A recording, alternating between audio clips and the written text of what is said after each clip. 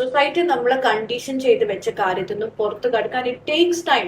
അതാരുടെ കുറ്റമൊന്നുമല്ല. നമ്മൾ ഓൾറെഡി കണ്ടുവന്ന അല്ലെങ്കിൽ ശീലിച്ചു വന്ന ഒരു കാര്യത്തിൽ നിന്ന് ഡിഫറെന്റ് ആയിട്ടുള്ള ആൾക്കാരെ കാണുമ്പോൾ നമുക്ക് പെട്ടെന്ന് അത് അക്സെപ്റ്റ് ചെയ്യാൻ പറ്റില്ല.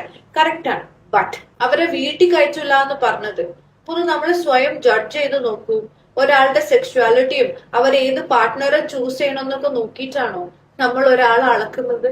നമുക്ക് ബേസിക് ഹ്യൂമാനിറ്റി പോരെ. അതായത് മനുഷ്യന്മാരായിട്ട് കണ്ടിട്ടല്ലേ നമ്മൾ സ്വീകാര്യത കൊടുക്കേണ്ടത്. അല്ലാതെ അവരെ എങ്ങനെ ജീവിക്കുന്നു, അവരെ ഏത് ആളെ തെരഞ്ഞെടുക്കുന്നു നോക്കിയിട്ടാണോ? അപ്പൊ വളരെ നമ്മളൊരു മനുഷ്യനാണ് അല്ലെ, നമുക്കൊരു ഹൃദയമുണ്ട്, അവർക്കും അതേപോലെ തന്നെ ഉണ്ട്. അവരുടെ സെക്ഷുവാലിറ്റി മാത്രമേ ഡിഫറെന്റ് ആയിട്ടുള്ളൂ. അപ്പൊ മനുഷ്യന്മാരായി കാണണം. പിന്നെ ഇതിനോട് താല്പര്യം ഇല്ലെങ്കിൽ ഇതിനെക്കുറിച്ച് നമ്മൾ പഠിക്കുകയാണ് ചെയ്യേണ്ടത്. എന്തുകൊണ്ടായിരിക്കും ഇവരിങ്ങനെ, നമുക്ക് സൊസൈറ്റിയിൽ എങ്ങനെ നോർമലൈസ് ചെയ്യാം എന്നുള്ളതിനെ കുറിച്ച് പഠിക്കുകയാണ് വേണ്ടത്.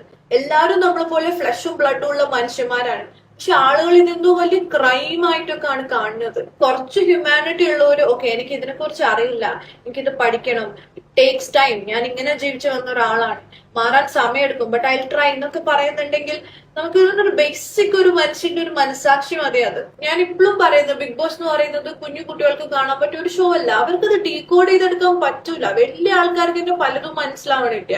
അപ്പൊ പിന്നെ ബാക്കിയുള്ള കാര്യങ്ങളൊക്കെ കുട്ടികൾക്ക് കാണുമെങ്കിൽ വളരെ നോർമൽ ആയിട്ട് ഒരാൾ ജനിക്കുമ്പോ തന്നെയുള്ള ഒരു കാര്യം ഇങ്ങനെയുള്ള ആൾക്കാരെ കുറിച്ച് പഠിപ്പിക്കുകയല്ലേ ചെയ്യേണ്ടത്. നിങ്ങൾ ഏതായാലും അവരെ കാണിക്കുന്നുണ്ട്, അങ്ങനെയാണെങ്കിൽ ഈ കാര്യം കൂടി നിങ്ങൾ അവർക്കൊരു എഡ്യൂക്കേഷൻ അല്ലേ പ്രൊവൈഡ് ചെയ്ത് കൊടുക്കുന്നത്, കുറച്ച് നോളജ് അല്ലേ പറഞ്ഞു കൊടുക്കുന്നത്.